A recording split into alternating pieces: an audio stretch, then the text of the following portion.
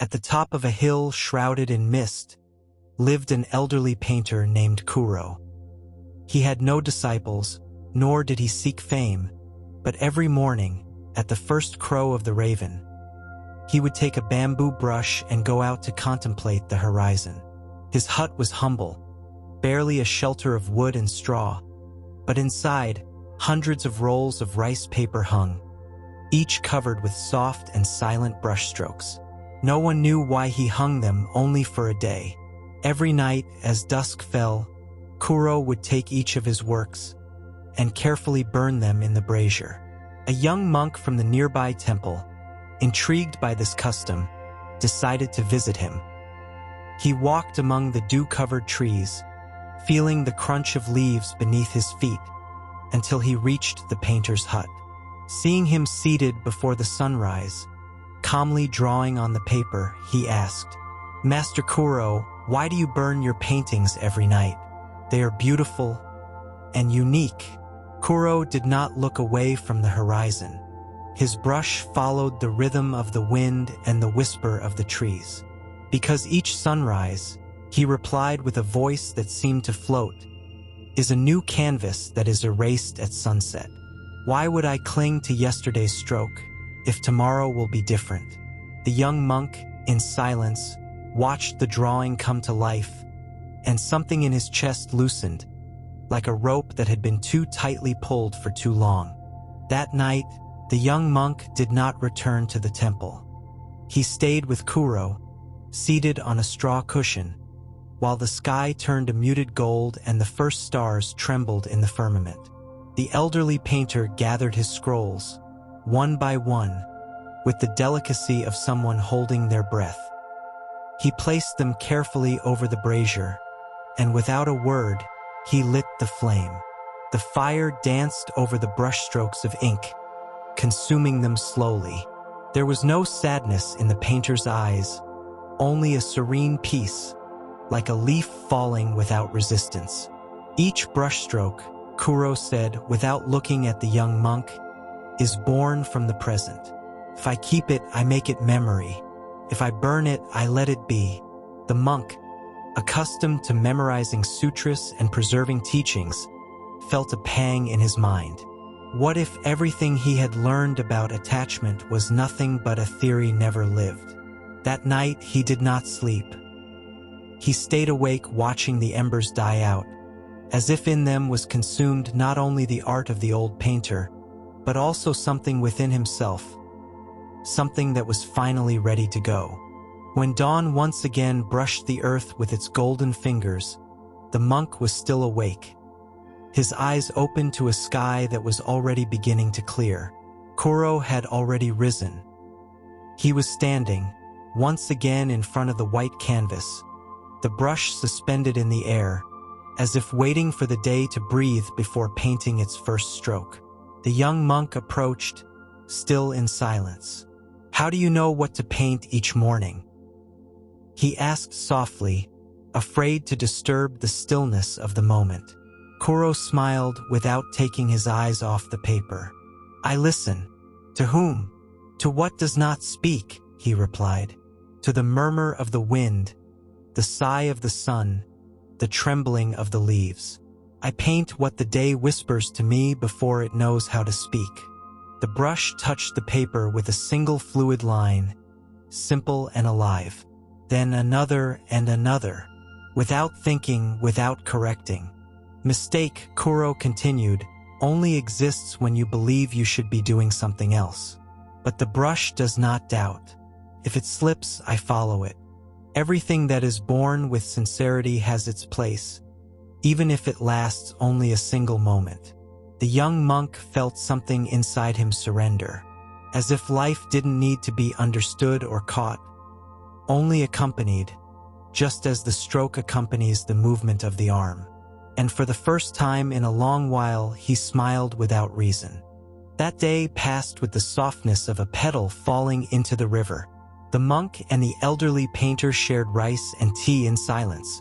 They didn't speak of the past or the future, only of the curve of a cloud, the sound of an insect hidden in the wood, the way the light entered through the cracks in the hut. In the afternoon, Kuro offered the monk a brush. "Try," he said, "not to create something beautiful, but to discover how the moment breathes through you." The young monk hesitated. His fingers, accustomed to moving the beads of the rosary, felt clumsy with the brush. But he obeyed.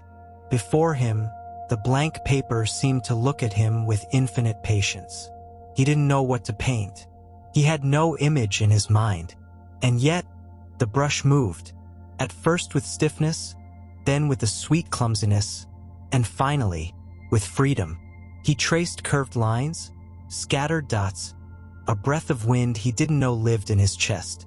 Kuro didn't look at him with judgment, only with a smile that seemed to say, "This is how detachment begins. It doesn't matter if it looks like something," the elderly man said. "What matters is if it comes from the now." And the monk understood that he wasn't painting to show, nor to keep, but to see. When the sun began its slow descent, tinting the sky with oranges and violets, Kuro gathered the papers of the day, his own and the monk's. He placed them side by side in front of the brazier. The young monk frowned.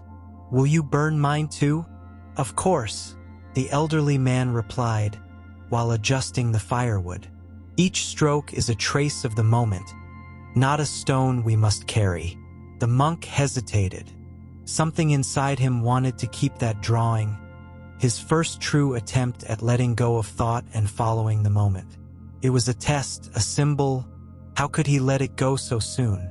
But then he remembered how he had felt while painting. The peace, the lightness, the forgetting of himself. He understood that what truly mattered was already within him. "It's fine," he finally said with a long exhale. "Burn it." The fire crackled, and in a matter of seconds, both papers turned to ash. The monk didn't feel sadness. He felt space, as if within his heart there was now an open clearing where the desire to hold on had once lived. Kuro nodded, as if he knew without words. "Burning is not destroying," he said. "It is returning to the world what only came to visit us for a day." That night the sky was clear. The moon shone like a lamp suspended high in the silence. The monk lay on a mat next to the hut, gazing at the stars. Kuro remained seated in lotus position, still, like a mountain that breathes. "Master," the monk whispered, his eyes half closed, "if everything disappears with the sunset, what is the point of creating?" Kuro didn't answer immediately. He closed his eyes and let the wind play with the strands of his gray hair. "Creating is not for leaving a mark," he finally said. "It is to listen to the moment that wants to speak through you. The flower doesn't bloom to be remembered. It blooms because it is its time." The monk felt a sweet shiver run through his body. He looked at the starry sky and understood that even the stars, one day, would stop shining. And yet, there they were, illuminating the night without demanding to be eternal. Then, is beauty in what happens? "Beauty is in what happens because it happens," the elderly man replied. "What remains is what you learned by letting it go." The monk closed his eyes. The distant song of a cricket marked the rhythm of sleep. And like a cloud that dissolves, his mind also began to disappear into the vastness of the now. The dawn arrived as it always does, without noise, without permission, without effort. The monk awoke with the first ray of sunlight on his face. He had slept deeply, as he hadn't in a long time, not with a tired body, but with a peaceful heart. Kuro was already awake, preparing tea. He offered it without words, and the monk received it with both hands, as a sacred gift. The steam rose, warm, slow, dancing in spirals that disappeared upon touching the cold air. "Today you will paint too," Kuro said without looking back. The young monk nodded. He no longer felt the urgency to do it well. He just wanted to be there, with the brush between his fingers, letting something deeper than thought guide his stroke. In front of the new canvas, he breathed. He closed his eyes. He listened to the sounds of the forest, the creak of the wood, the brief song of a bird. And he painted a line, another, an emptiness, and a curve that led nowhere and to everywhere. When he finished, he didn't know if it was beautiful or not. He only knew it was true, like the heartbeat of the day. Kuro observed in silence. Then he said, "Art is not for the world. It is for the part of you that has not yet been touched by the world." And the monk, upon hearing this, understood that the dawn didn't need to be remembered. It only needed to be lived. That afternoon, when the sun began to tilt toward the west, the monk did not ask to keep his painting. He rolled it up carefully and handed it to Kuro, who, without saying anything, placed it next to his own on the brazier. They both sat, one facing the other, as the flame began its final dance. The fire whispered, just like the wind between the trees. The forms that had been born that morning disappeared once again, without resistance, without mourning, as if they had never existed, or as if they had always been there, in another form, in another time. "Thank you," said the monk in a calm voice, almost as if speaking to the fire. "Thank you," replied Kuro, "for not holding on to what only came to remind you of the now." The night fell like a long, deep sigh. The sky filled with stars, and the world began again, anew. The young monk returned to the temple the next day. He carried empty hands, but a light heart. He no longer needed to keep anything. Each dawn would, from then on, be his new canvas. And each sunset, the lesson that nothing remains, except the peace of one who learns to let go.